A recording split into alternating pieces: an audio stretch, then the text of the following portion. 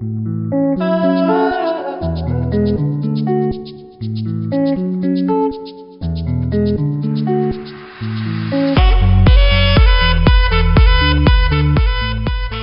I talk to someone opening a hotel, I tell them to call Cintas.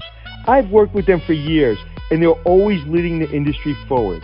And now, they're doing it again with Design Collective by Cintas. Gone are the days of all hotel employees looking exactly the same in outdated, mandated uniforms. Now, award-winning fashion designers at Design Collective by Cintas develop modern employee wardrobe collections. Retaining staff is about choice, and allowing employees to select garments they want is part of that choice. Employees love expressing their authentic selves, and now they can do it through apparel while their apparel stays on brand. A well-dressed team member is happier and more likely to deliver exceptional service while enhancing the overall hotel or casino experience. There is no other wardrobe collection like Design Collective. Their experience in design, along with their ability to actually implement the program, makes them the only company I'll call when it comes to employee apparel, period. Call them at 1-800-864-3676 or online at cintas.com/Design Collective. It's checking in with Anthony and Glenn, teaching you to be the hotelier that you wanna be. It's checking in with Anthony and Glenn. Anthony! Happy New Year, 2020. 2020, baby! Perfect vision. Yeah, I wish I had some perfect vision. So, it's January. It is. 2019 is behind us. It is. 2020 is here. And I'm excited. Are you excited? Why are you so excited, Anthony? I'm excited because it allows us Right. every year to reinvestigate ourselves. Does that make sense? Yeah, it really does, because it's a natural conclusion and a new beginning to things. So I think it's that time where you got to take a deep breath, take stock of things, and maybe And make reorient plans, yourself. Glenn. Yes. It's not about resolutions in 2020. It's about making plans. That's a good point, Anthony, because I think resolutions, man, you think you're going to stick to them, you resolve to do it, and then 2 weeks later, the gym's empty. I think the problem is people put too much pressure on themselves. And I'm going to work out 4 days a week. I'm Right. going to go on a diet. I'm not going to eat anything but carrots for a year. And 30 seconds in, you're depriving yourself. The number one thing that you can't do when you make a resolution is go cold turkey and deprive yourself. Absolutely. Like this morning, I want to lose 10 pounds. All right. My pants are telling me I need to lose 10 pounds. Your pants telling you need to lose 15. So I've been in the gym 3-4 days a week. Right. I ate my egg white omelet. Uh-huh. I ate my asparagus. I had my carrot juice. Right. And I was looking at the crispy bacon across from me that you were eating, and I really wanted it, but I didn't have it. Or However, did you like how I ate it mockingly and just kind of Yes. wiggled it in front of your face? However, tomorrow I'm going to have some crispy bacon. Good for you. So I can forego it today, but I don't have to have it every day.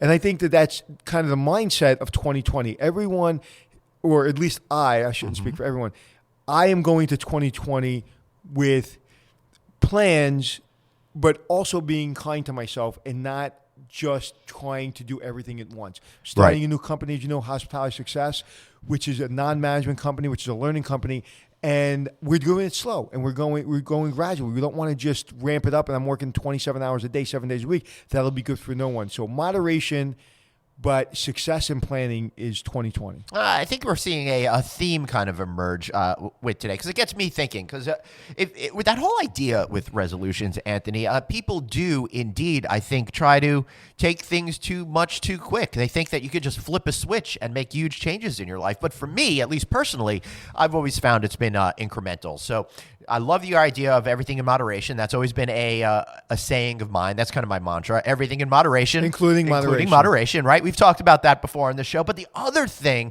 that you got me thinking about, something we never really talked about before, is how can you perform at a high level? How can you increasingly take on more responsibilities? And I think people want to use that cliche, bite off more than they could chew. And right? then chew it. Right. That's my opinion. And Bite then they off more spit than it you chew out, and and they can't handle it anymore. But for me, the formula that I found in life that I think really, really works well is you do a certain amount of things every day, and you have 50 things that you want to do.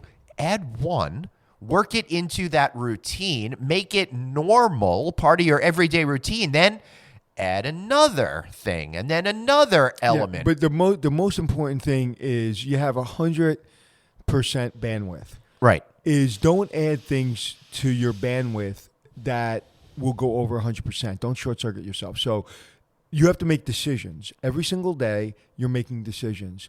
And the more you add to your plate, it's taking away from your bandwidth. So right now I'm working at about 80% bandwidth. I would say my schedule and the way I work is about 80% bandwidth. So the other 20% I'm really using for self-care. So the other 20%, so 80% is work bandwidth and 20% is self-care. And when I say work, that includes my kids and family obligations and everything else like that. Mm-hmm. So I'm working about 80%, and about 20% I take care of myself.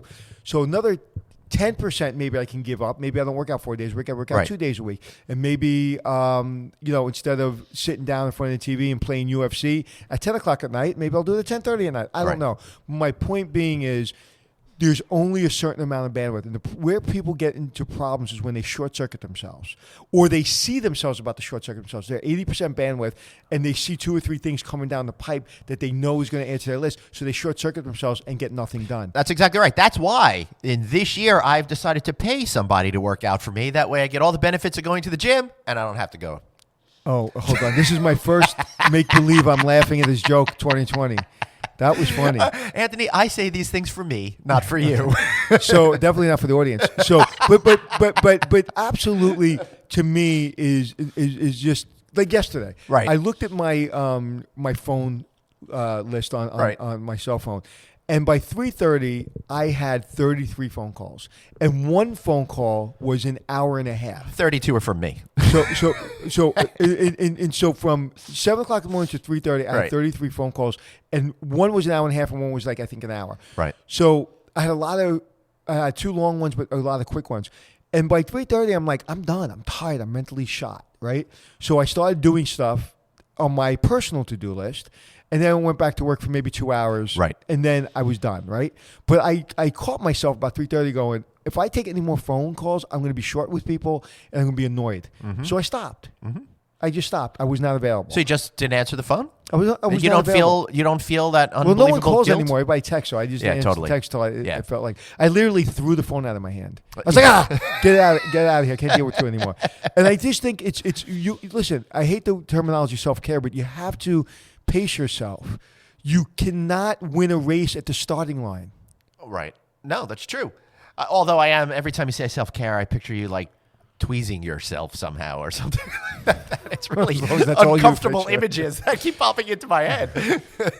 So 2020 is about using your bandwidth. Right.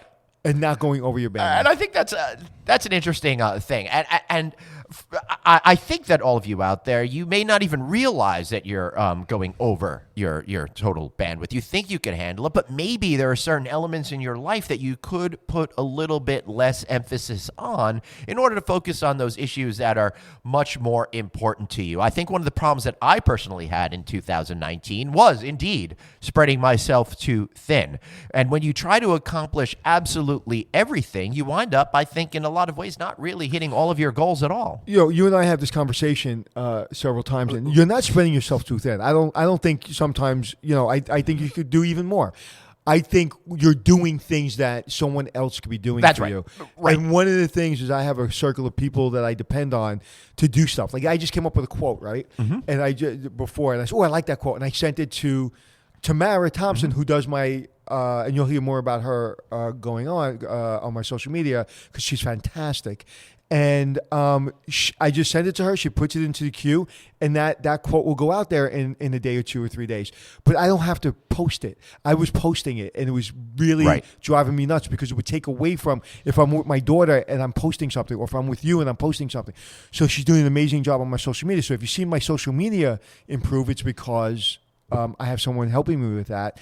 And that is what you need to start doing. So this morning I had a meeting, and there's 2 or 3 people right now working on things that you need to spend a little money to make a lot of money. You certainly do, and I don't want this to be all about me. Although I do like when things are about me, because who doesn't? But it's true. I think that I think it is. This is a good natural time for you to look at all the things in your life out there and really kind of reevaluate it. Take a good, honest look at the pros and the cons and all of the things that you could improve on and continue to kick butt on in 2020. Randy Zuckerberg Yeah. talks about. I think she has a book. Well, she does have a book out. I think it's called 3 or Only 3. You can only do 3 things. Right. That's it. You can only do 3 things. And what does that mean? So in your business, of course, you're doing 100 things, but that's one thing. That's business. Your family, you can only really, your family's the second thing, and you have to pay attention. There's a million things in your family, right? And the third thing is whatever you need to do to take care of you. Right? So health, working out, sports, whatever you do to relax, right? Right. So there's only 3 things I can do. Work on my business, work on me, and take care of my family. I can't do much more. I can't become an Olympic athlete. I mean, I can't. I don't have the time to do those things. So you have to make judgments. And then when you're accomplishing in your business, and right now I'm on the ground floor of one of my businesses, it's like there's going to be a lot more work, and so I have to give up a little bit of time with maybe family, maybe a little time of going to the gym, whatever. Yep. But if you add a 4th thing that you're doing, that's going to be a problem. Right. Like right now, writing my book is my 4th thing, and I realized that I was kind of dropping the ball. And so I've done something to basically fix that so I can still write the book and just put that under the canopy of my business. So I take the hours that I have for business and I put that into my book. I was trying to do that on my downtime, and it wasn't working. Yeah, I think one of the problems that we have in society is there is a prevailing notion that you can do it all and you can have it all. You absolutely cannot. Yeah, there are some certain crazy type A personality people that might be able to make that work, but I think for the majority of us, we have to pick and choose the battlefronts that we want to face. Well, when I use the terminology "don't live in the middle," right? And what does that mean? Living in the middle doesn't mean that you can't have a 9-to-5 job, play softball on the weekends, take your family out to a movie, and that's enough for you. And you pay your mortgage, you pay your bills. That's enough. That's not living in the middle. That's living your best life. That's what you want. Right. It's a matter of figuring out what you want. So living, meaning don't live in the middle is like sacrificing other things for having that life. And so people say, well, that, it's not too exciting. I would love to have a 9-to-5 job, have a union job, I know when a Friday is because I never know when Friday is, right? My Sunday's Friday. Friday's Monday. I never know. And so that's not living in the middle. That's living your best life. And then there's other people, that do a lot of traveling, do a lot of business, do a lot of vacationing. They're just like doing 37 things in life. They're not living any better or worse than you, They're just not living in the middle. That's what they want to do. Right. So if you're a school teacher and somebody's a president of a company, one person's dream is not better than the other person's dream, as long as neither one of you are settling and you're living in the middle. So if you're on a highway, right? Yep. And there's a car on the left and there's a car on the right. I'm always in the right lane because I want to get off the exit anytime I want. I want to go as fast as I want to get off that exit. If you're in the middle and there's a car on your left and there's a car on your right, you're blocked in. You may not be able to get off the exit. How many times have you missed an exit because you're just in the wrong lane? Yeah, right. We all do. Totally. That's life. I decided last minute to get off at an exit that I wasn't going to, and I had to make a move all the way from the left lane all the way to the right. And sometimes you get into a crash. So my point being is that's life. Yep. If you're living in the middle, you have somebody blocking you on the left and somebody blocking you right, telling you can and cannot do something. If you're in, at least to me, when I'm in the right lane, I can do whatever the hell I want. I can get off anytime I want. I can pull over to the side of the road. I can go faster. I can go slower. And yes, sometimes you have to watch out in front of you because there are people slowing down to get off. I just think of my mom driving 40 miles an hour. Okay, this is the 4th really bad joke you made, okay? So I'm keeping count. So we're going to keep a running tally all year long. So if you're in the middle, you're having other people determine what success is for you. That's what in the middle to me means. Don't let other people determine what success is for you. Some people want to tap out at 50 years old, sit on their porch, read books, and drink wine. And that is not living in the middle. That's living my dream, right? So everyone has to have their own. And so in 2020, my mantra is don't live in the middle. That means live the life I want to live, and I'm not going to have people block me in. Right. I think that's a really great lesson. Are you living your life for you, or are you living it with somebody else's expectations? Well, I think, again, if you're living it for your family, that's one thing. So I'll take that out. So I do live my life in a lot of ways for my family. However, I do make sure that I get enough time where I'm enjoying my life. You know, I'm giving myself some. Yeah. Like, I'm taking my daughter and my nephew skiing on Monday, right? I'm really excited about that. Okay, now, of course, that's for them, but I get a lot out of that. Yeah, right? for 'Cause sure. I'm taking the day off, and I'm just going to... And you get family time. And I'm going to go skiing. So we got to stop looking outside. We got to stop looking at Instagram and seeing what success is or isn't.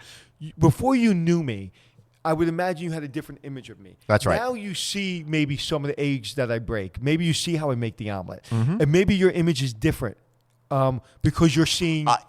Honestly, I've lost all respect for you. That's the fifth one. Can we stay in a serious conversation?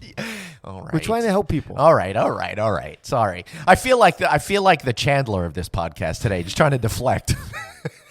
It's like out of 6. The one time I'm actually paying attention, and you're not paying. So you understand? I do. It's like when your perspective of me, when you didn't know me, you knew me as a TV guy. Absolutely. Perspective of being not only my business partner but my friend. Like, there's a difference. Yeah, absolutely big difference. I think that in life we have a tend to, and I see this, thinking of your Instagram option of elevating people to a level because of what their persona is as opposed to who they actually are. And I think we spend a lot of time in our society now trying to create this pretend veneer of who we are. And if we're doing that ourselves, you have to realize everyone else is doing that too. And whatever image they're putting out there is not necessarily reality. And the person that you saw on TV and the person you see on TV and the person you see on this is the person you know. Right. I'm the same person, right? The only thing is that is my life. The only thing is you may see the organization that goes into making sure that all runs on time, right? That's correct. The work. Like you said at breakfast, people don't see the work. No one sees the work because you know why? No one gives a shit about the work. And it's so I present what I want to present. I'm making some decisions that I've actually asked you advice on. Right. Because some other people from outside would go, no, you have to make that decision because that would be better for your career. I don't give a shit what's better for my career. What's better for me? Right. What's better for what's going to make me feel good in the morning? You know, I was just talking to my assistant, and she sent me this big spreadsheet of all the things that we're working on for the company. And I realized it gave me a lot of anxiety. Of course. Because I'm usually on a plane, in a car, train, or a bus, and I don't have a lot of time to spend an hour on this big spreadsheet. So I said, take the 3 or 4 things on every time you send me something like that, throw it in a text, and tell me what I have to react to, and I'll react immediately. Right. Because I can react immediately when I'm on a plane or I'm on a bus. So please, or I can pull over into a parking lot and respond. And I realized that was giving me anxiety. I like that you put it out there that you ride on buses. So usually the bus on JFK from one terminal to another. That's the bus I'm thinking about. And so my point being is, she needs to do that report for herself and for me. Right. So I need documentation. So when I do have time to read it, I'll read it. But I need to know the 3 or 4 top things that I need to deal with today. The anxiety goes away. You understand? So we all have to figure out a thing that doesn't give us anxiety and doesn't add pressure to us. For me, and I suspect for a lot of you out there listening today, the anxiety is created by a sense of feeling of a lack of control over 100%. things, right? I know for me, I spend a lot of time trying to find more control over my life. And when I have that, when at least I have a plan and action, I have stuff written down, and I know that I need to accomplish X, Y, Z on a particular day and have this done on that day, then I feel much better. In my opinion, the more things I write down, the more things I have to accomplish in a day, the less I'm going to do. So That's funny. I try to literally. How many times have you seen me say, "Give me a second," Yeah. and I delegate something, right? Or it could be delegating something to myself, Right. Saying, "Hey, on Tuesday at 9:00, make this phone call," right? Or it could be to my partner, it could be to you, it could be to my sister. I try not to have to do anything. Because my value to my company and to my brand is me being able to articulate how I feel about a certain subject. Could be about the hospitality industry, could be about leadership, could be about a million different things. The more time I sit and write, and the more time I sit and behind a computer doing forms and invoicing and stuff like that, the less time I have to do things like this. And this is the stuff I like doing. I love doing instant turnaround. I love building this company. I love talking to you. I love doing speaking engagements. And if the more I sit in my office, Yep. every single person says to me, "Are you always in your car?" Yep.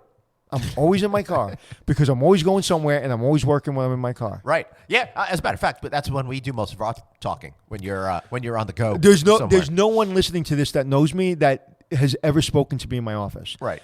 It's almost it doesn't happen. The only time I spoke to you in your office is when you did my inaugural LinkedIn Live. Right, that gave me anxiety. Yeah. But like yesterday, with everything I was doing, I still picked up my daughter. I still brought her lunch because she forgot her lunch. I still drove my daughter into the city because I had my mobile office. I did everything from my car. I put my phone on the on this thing I have on my thing. Mm-hmm. I don't touch my phone. I talk into the air. And boom, I have my mobile office. And I'm half deaf, so literally it helps me hear. Everyone has got to find their rhythm. It's like a good song. It's like a good instrument. It's like you got to find the rhythm. And I'm out of rhythm right now because I have that we're taking on hospitality success and it's becoming a lot. My rhythm is a little off, but I'm getting back in control of it. I would say about 24 hours ago, I was a little bit out of sorts because I felt I was losing control. Right. But you know what? I think that's natural and goes back to what I was saying earlier about adding that one more thing to your life because you had everything kind of working and running almost on autopilot. So it's time to shake things up a little bit, add another component. Now you're doing that. You're figuring it out. You're digesting that in your day-to-day schedule. So naturally, there's going to be some bumps and some anxiety that's associated with that, right? And I had to start.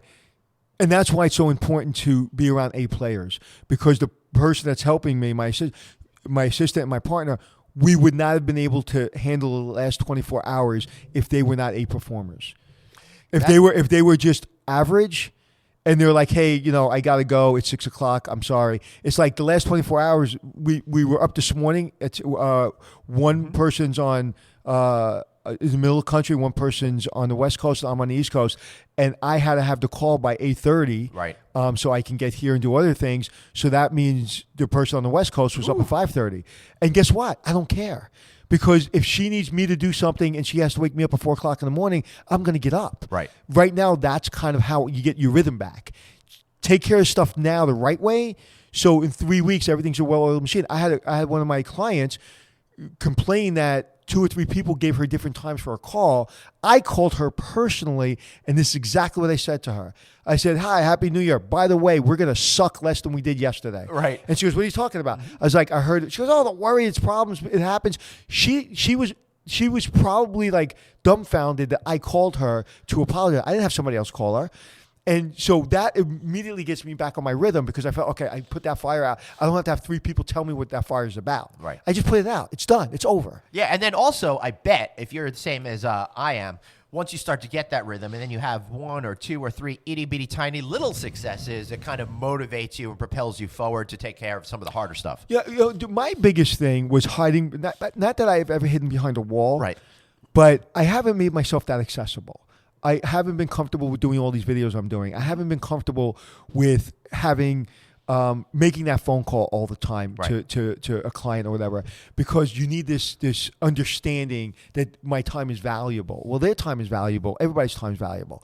And people that are following me, we have 100,000 followers now on my social media platforms. Like people want to hear information. I had to get comfortable with that because I wasn't really comfortable with doing that. And I had to get comfortable with that. But it took me time and it took me until I was ready to do it.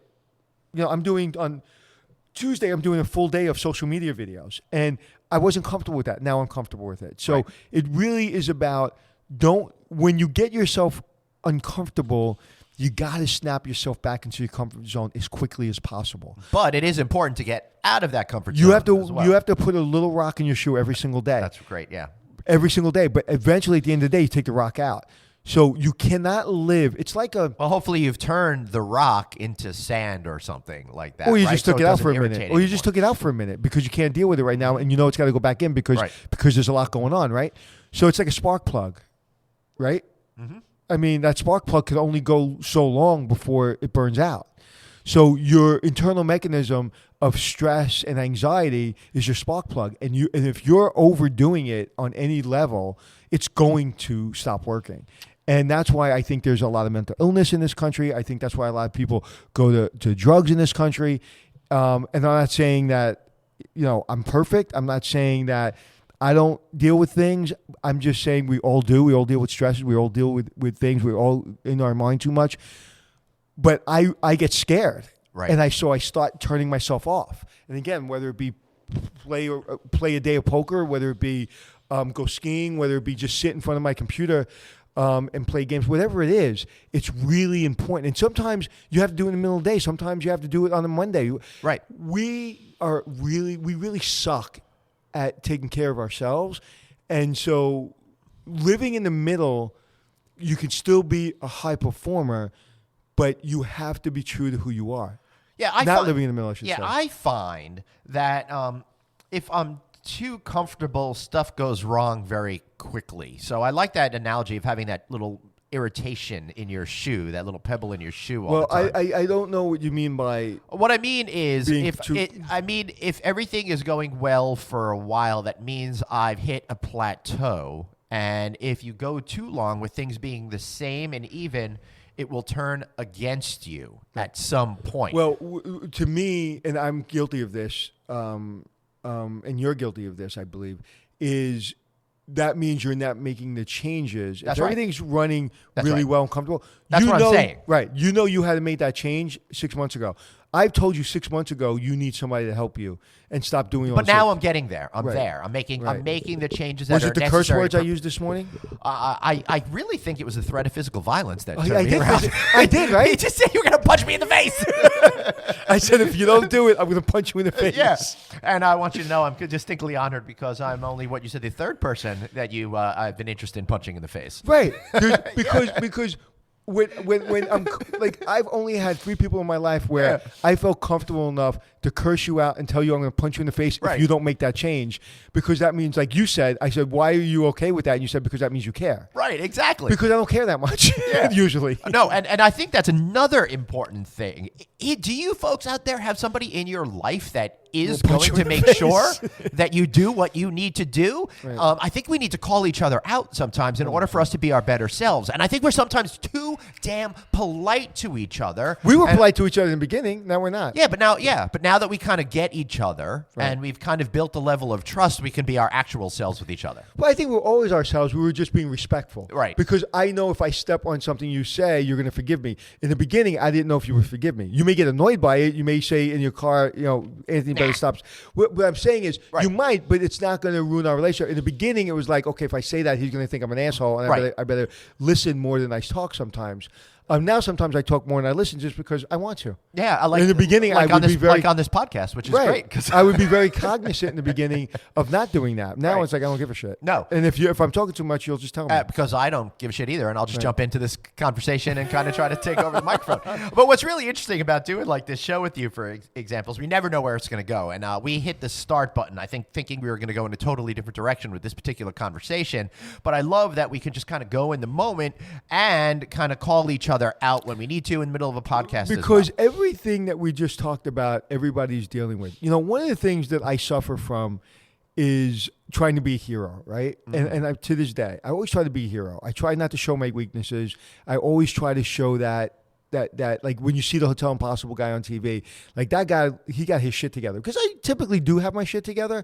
But when I don't, like I have a big problem. Like you on this podcast have said several times on each podcast about how you feel sometimes, down or you aren't hard on yourself. Like, I don't talk that way because when I do think that way, I force myself out of that thinking. Right. So I have a tough time. I talk about vulnerability. I can be vulnerable when it comes to my business. I can be vulnerable when it comes to telling you stories that happened in the past. But I'm not always vulnerable of what's happening in my brain today. Yeah. I'm getting a little bit better at it, but I still suck at it. And I think people try to have this hero thing going on. And I think we suffer from that, where we try to show that not so much we're perfect, but we got our shit together. I agree. And I don't always have my shit together. No, I agree. And one of the things that I've been trying to do on this podcast show and all of the other podcasts and videos and stuff that I do is Do you have other podcasts? Yes, which I'm not going to mention now because I don't want to be disrespectful. We don't have an checking hour. in with Anthony and Glenn. But one of the things that I feel that I'm trying to do is try to be as authentically me as possible and you share are. all of those things that I used to put up a barrier for, because I know, number one, Now you really do share that you feel like a loser. That's right. perfect. I do. I wake up every morning. love Everybody that knows me out there as being, high energetic, optimistic guy. But every single morning that the alarm goes off and I have to get out of bed, I go, fuck. Every single morning. We got to work on that. Any psychiatrists out there willing to talk to my friend Glenn? But because every morning that I get out of bed, I know that it's another day that I have to push myself to excel. You have to grind, right? So let me tell you something. My personal opinion. Yeah. It's because you're doing some things you don't want to do. 100%. Which gets us back to, which is why I'm going to. But that's the reason. Yeah. It's not that you have to be at the grind. You told me privately that what you're doing now is the happiest you've ever been, and you're so proud of yourself that you've got yourself in that position. So, First of all, I never said I'm proud of myself, but you are correct. You did it, but you sounded proud of yourself. Yeah. You would never use those words. I do feel really good. And you really love what you're doing. Love but it. You still say, fuck, I got to get up in the morning because you're doing stuff that you know you don't want to do. And I'm a type C personality masquerading as a type A personality. I disagree with that. That's because you don't see it. If I could, I would just take a nap and a bagel. I understand. Right. Yeah. Me too. So what is it that makes us behave as in a different way than our internal mechanism is set up? Because I think all people have this blockade that you got to burst through. I've had hundreds of people depend on me in business. So when I take over a hotel, I can't be sick. I can't be in a bad mood. I can't not be fully focused on the thing in hand. When I did the TV show, I have to be fully focused on the thing in hand. So I've always been in positions where I haven't been in a position to worry about me. It's always about the team. At a very early age, at 27 years old, I had teams I was responsible for. In the military, I had a commander I was responsible for. So I've always been a person that the second I show a sense of weakness, it has ramifications throughout the organization. Yeah, I think that makes a whole lot of sense. So then you're definitely not the guy in the middle. You're definitely pushing yourself. You're doing all of that. No, I don't live in the middle, but I live. But that doesn't mean I live higher or lower than anybody else. No, I'm not saying that. It's your own middle, and I'm learning to make sure I'm happy all the time. Absolutely, and I think even though I can't be happy all the time. And we kind of touched on this earlier in the podcast when Anthony was very eloquently talking about how stop worrying about what other people are doing and focus on what's best for you. And I think that's not just for career; focus on all parts of your life. It really comes down to whether or not you're challenging yourself on a day-to-day basis and moving forward, 100%. Or you're stuck, or you're going backwards. We all get stuck from time to time. That's why sometimes, I need a guy like you to give me a good punch in the face in order to move forward. Because getting my book out, right? I'm finally taking it and getting it to the next level, right?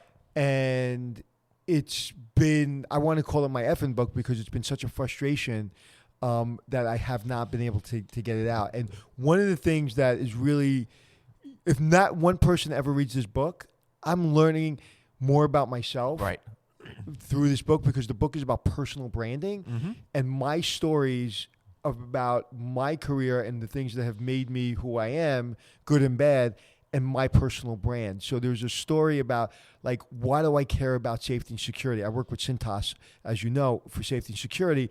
And it's been really emotional for me because behind the scenes, when I talk to the executives at Cintas, I get really emotional about safety and security. And it came down to this one event that I won't talk about now that was very emotional for me when I was a young manager. Right. That I didn't realize, and I can cry telling you the story now, that one tragedy that happened in my hotel has affected the way I run hotels and affected how I think about life safety, about guests. You've heard me say, tearing up I'm here for real literally right now. like I get very emotional about so life safety in hotels, whether you're using AEDs, whether you have first aid kits, whether you have people that know CPR. It's yes, it's great to have people, service oriented people in clean rooms, but if somebody has a heart attack and you have 2 minutes to save their life and you don't have an AED or you don't have somebody trained to do that. And this isn't a pitch for Cintas. This is just fact. The number one effing priority in your life in a hotel is to help people if they're in danger, to keep them safe and secure. and whether you know who's going to call 911, who's going to do CPR, and writing that chapter in my book, like literally why I can fight with people on TV. The only time you ever see me getting on his face is when I'm fighting about employees or guest safety. It's the only time you've ever seen me get in somebody's face. It wasn't about average rate. It wasn't about service. It's about guest safety and disrespecting your employees. Absolutely. And it came out of that tragedy. Wow. All right. Well, I want to hear more about it, but you're gonna have to buy the book. Yeah. Excellent. I like that idea, and it'll be out in stores hopefully later this year. Hope so. We'll see. Okay, so I think to kind of wrap it all up here, I think 2020 is a great opportunity for everyone out there to take stock in what you're doing. Take a deep breath and try to figure it out. Don't live in the middle. Figure out that plan of action. Add one more challenge at a time until you can turn it into the norm, and then continue to do that throughout the year. Find somebody in your life that you know is not going to tell you what you want to hear, but what you need to hear, and give you that punch in the face. If you look at it this way, if you look at a plate of food, you want to. I'll give an example. When I have breakfast here, I have crispy bacon. And we should say we're at the Garden City Hotel here. Go check them out at gardencityhotel.com. And make sure you come and check them out for their restaurant week, January 26th through February 2nd. Ooh, just $29.95. Sorry. So if we look at our goals, like I was saying, you look at it from, I'll give an example of, you look at a plate of food. Right. I want to lose some weight. So I have crispy bacon, I have English muffin, I have potatoes. So for the last couple of weeks, I've been taking the crispy bacon off. Then I took the potatoes off. Then I took the bread off over a period of weeks. This morning, there was just asparagus and eggs and carrot juice. Until I got used to eating that way, I couldn't have just got rid of it all at one time. Oh, that's what you're saying. You're totally agreeing with me with that. Do the one thing at a time. 100%. Don't overcomplicate it. Make it simple for you to be more successful. And then it becomes normal. Right, exactly. That's, I think, a great way to put it. And I may have even put it that way earlier. I love that. Beautiful. All right, Anthony, I think this is pretty good. I think we're ready to move on. I gave you 2 dirty looks so far in this podcast. And I've given you 7 or 8 horrible jokes, so we're even. So we haven't been on the podcast for a while, so we probably have a lot of tell me something you don't know. Yeah, all right. So you want me to start with this one? Yes, sir. I'm becoming increasingly aggravated by men in the bathroom that are on their phones at the urinal. Seriously, can't you take some freaking time to just take care of your business and then deal with the phone? Are you that bored with your life? Are you that addicted that you have to look at your phone in one hand while you got something else in your other hand? I don't need to see that. You don't need to do that. Nobody needs to be around your phone after you've been in that situation. That's what I have to say. Really wanting to. I have a really good bad joke, but I'm going to leave it alone. I agree Anthony, with you. All right. Tell us something about you that we don't know. Well, you may not know, my brother, that I went to a place called Big Snow. Big Snow. It's a ski mountain indoors. Oh, you did tell me about that. I did not know that was the name of it. And, man, I got to get over to New Jersey and check that place out. It's the only indoor ski mountain in North America. It's in American Dream, which is that big mall right near the Meadowlands. Yeah, they also got a big Nickelodeon indoor theme park with some crazy roller coasters. Summer, the only place you can find them in North America. Right, and it has DreamWorks Water Park. And actually, it's not a mall. It is an entertainment complex. Right. It's called American Dream. Big Snow is inside that place. And Joe Hession, who is the owner of Big Snow and a client of mine and a friend of mine, he also owns Mountain Creek Ski Resort. And he has become a friend and a client, and he invited me to go to Big Snow. Now, you know I broke my ankle last year, so it was the first time I skied. Mm-hmm. I skied, and I was skiing right next to Lindsey Vonn, which is really cool. That is pretty cool. She was there for the opening. So I want to tell everyone, if you love skiing, and especially if you're a beginner and you want to teach your children how to ski, go to Big Snow. It's a mountain indoors, and it's very controlled. It feels like you're outdoors. It's safe. It's fun. And when you're done skiing, you can go to a water park or you can go to an amusement park. And the shops open, I believe, in March. And there's going to be restaurants. It's unfriggin' believable. It blew my brains out. Wow, that's pretty serious, and that is not a paid endorsement. Just so you know, That is not. actual real feelings. I got to get my my kids. I'm going over back there. Monday. I can't Are wait. you? Mhm. Oh, good for you. Yeah. You want to come? I do, but I can't. Okay. I know. I want to take my kids. Honestly, Okay. is what I want to do. I think that they'd enjoy that. I think they'd enjoy the roller coaster stuff. So Yeah. I'm gonna get that figured out. I meant to do that over the holiday break, and then I don't know. Pretty much just lay around and stare into space. Right. And if you want, to go, just tell Joe Anthony sent you, and he'll charge you double. Okay? Oh, I love it. So don't mention my name. I'm trying to. The place is absolutely spectacular, and it's crazy how busy it is. Let's get him on the phone. Let's get him on the podcast. Easy. Yeah. That's All right. easy. Awesome. Let's go to Mountain Creek. You I want to go think- to Mountain Creek in 2 weeks? Sure. Let's I'll figure call it him out. up. Yeah. Matter of fact, I think I'm going soon. So I'll call him up Yeah. in a couple of weeks, and we'll Don't go. expect me to ski until I Okay. get that disability insurance thing Okay. taken care of. All All right, right, brother. All right. So, Anthony, how can we find you? Anywhere you want to be on the internet at anthonyhotels.com. And also, if you're looking for a learning company, you can find me at hospitalitysuccess.com. Basically, we are splitting the difference between a management company and just an educational company. It's a learning company, so you'll learn how to run your hotel. Right. So you don't have to be in business by yourself. You could be in, you could have them do it. You're doing it for yourself. But if you need advice and all that extra help, tap into the experts at hospitalitysuccess.com. I'm very excited. They've got a great monthly phone call. I've been listening into a few of them, and me. I'm learning a whole lot of stuff, and I'm just having a great time with it. So be sure to check that out. And, of course, I am at Traveling Glenn everywhere on the internet. And if you're not getting our other shows, check out No Vacancy with me, Glenn Haussman, as well as our Hotel Tech podcast, our Hotel Design podcast, our Business of Hotels podcast, and every week from time to time, we are on LinkedIn Live, creating a brand new series of shows that I'm getting very excited about. And I want to thank you for being here. I should say, for Anthony and me, thanks for checking in. It's checking in with Anthony and Glenn, teaching you to be the hotelier that you wanna be. It's checking in with Anthony and Glenn.